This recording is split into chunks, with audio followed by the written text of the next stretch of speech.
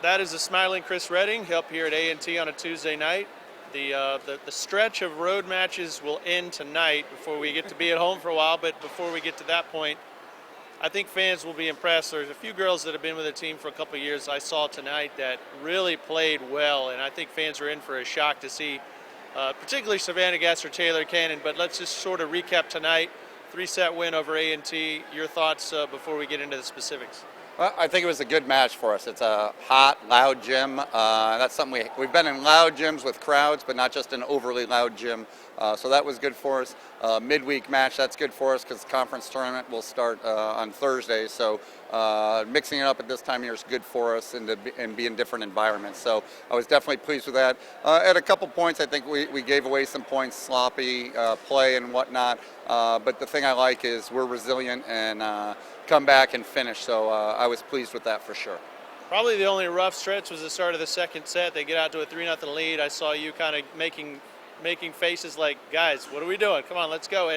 And the girls locked it back in. If there was a hiccup, that was the only one because they played pretty solid side of that stretch. Yeah, I mean, sometimes that happens at the beginning of games. More so, I'm looking at when we have opportunity to capitalize and don't, and with some sloppy play, and that'd probably be my only criticism. But again, things happen. You got to fight through them. I'm tough on them, and they pick it up and finish, and I was pleased with that.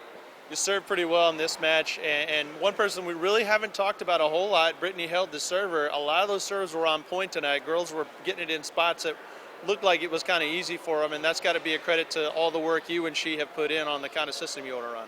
Yeah, actually, Bethany Byers, our assistant coach, that's her deal and her calls, and she did an excellent job with our serving calls tonight and our team defense. So I give her credit and the players credit because they're the ones who have to do the work.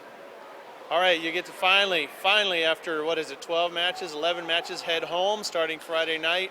What if you can remember that far back? Can you talk about the energy that the home crowd brings? It's been almost a year since you played there, but getting a taste of it with the exhibition match in the green-white game, and what it means for the fans to come out and support you guys. Well, what I'm really hoping is we get a big crowd this weekend for us. The girls deserve it. They've been working hard. We haven't been able to be home, and I'd like a big Niner Nation reception to get them cranked up at home and get our at least a home slate of our non-conference rocking for them. And so I need you, Niner Nation. The girls need you. We'd love the support. Come out, and it's going to be fun. It is beach night. There is a giveaway Friday night, so if there's any incentive for students to come out, 7 o'clock. We'll make it fun. I guarantee you'll see some fun volleyball from what we witnessed tonight here at A&T. It should be a lot of fun. Safe travels back home. We'll check in with you right before the tournament.